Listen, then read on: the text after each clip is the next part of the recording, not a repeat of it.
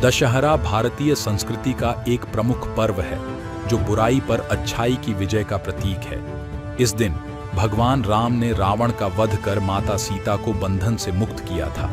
आज के समय में लोग रावण के पुतले का दहन कर इस त्योहार को मनाते हैं, जो बुराई के नाश और सामाजिक सुधार का संदेश देता है। हालांकि भारत में एक स्थान है जहां दशहरा का अनूठा अंदाज है। बस्तर दशहरा अपनी विशिष्ट पहचान के कारण सबको आकर्षित करता है। असत्य पर सत्य की विजय का प्रतीक दशहरा पूरे देश में भगवान राम की रावण पर विजय के रूप में मनाया जाता है। लेकिन बस्तर का दशहरा देश ही नहीं बल्कि पूरे विश्व में अनूठा महापर्व है। यहाँ रावण का वध नहीं होता, बल्कि बस्तर दशहरा में देवी दंतेश्वरी और अन्य देवी देवताओं की 75 दिनों तक पूजा अर्चना होती है। बस्तर का अनोखा दशहरा चालुक्य वंश के राज परिवार की इष्ट देवी और बस्तर क्षेत्र की आराध्या देवी दंतेश्वरी के प्रति श्रद्धा और भक्ति का पर्व है। बस्तर में देवी पूजा को सबसे महत्वपूर्ण माना जाता है। यहाँ के लोगों में शक्ति परंपरा का गहरा प्रभाव है और पंचमक्कार का प्रचलन है।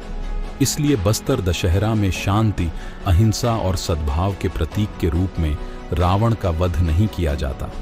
विजयादशमी के अवसर पर बस्तर में रावण वध की परंपरा नहीं होती, बल्कि यह पर्व पूरी तरह देवी पूजा पर आधारित होता है। बस्तर दशहरा की शुरुआत श्रावण महीने की हरियाली अमावस्या से होती है। इस पर्व के अंतर्गत हर साल रथ यात्रा के लिए नया रथ बनाया जाता है।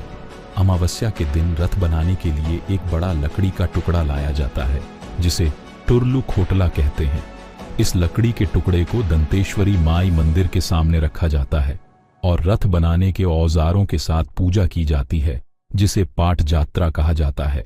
इस रथ यात्रा की शुरुआत 1408 ईस्वी के बाद चालुक्य वंश के चौथे शासक राजा पुरुषोत्तम देव ने की थी।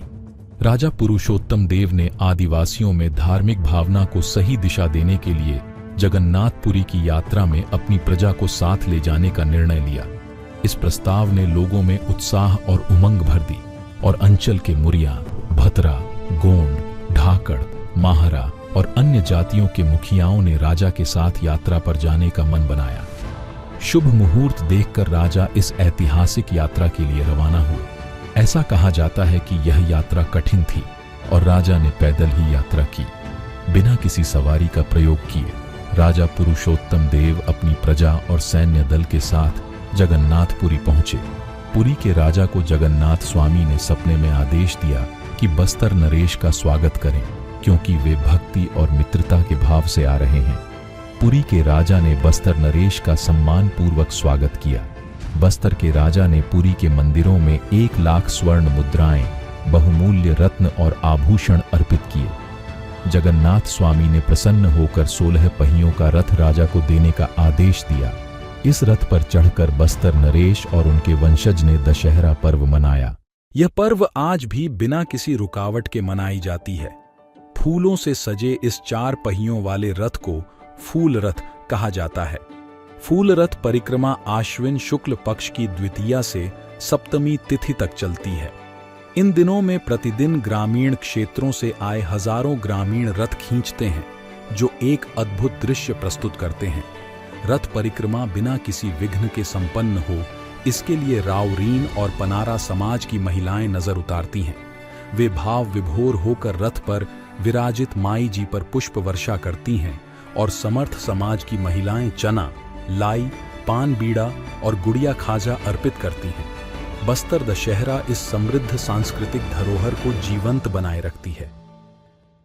बस्तर का दशहरा अपने सांस्कृतिक धरोहर के साथ एक अनोखा अनुभव है। यहाँ 75 दिनों तक चलने वाला यह पर्व न केवल देवी दंतेश्वरी की शक्ति को दर्शाता है, बल्कि परंपराओं और आस्थाओं की गहरी जड़ों को भी प्रकट करता है। राजा पुरुषोत्तम देव द्वारा शुरू की गई रथ यात्रा आज भी उसी उत्साह और श्रद्धा के साथ मनाई जाती है। बस्तर का दशहरा न केवल एक धार्मिक उत्सव है, बल्कि यह जनजातीय संस्कृति, इतिहास और सामूहिक भावना का प्रतीक भी है, जो देश की सांस्कृतिक विविधता को अद्वितीय रूप से प्रस्तुत करता है।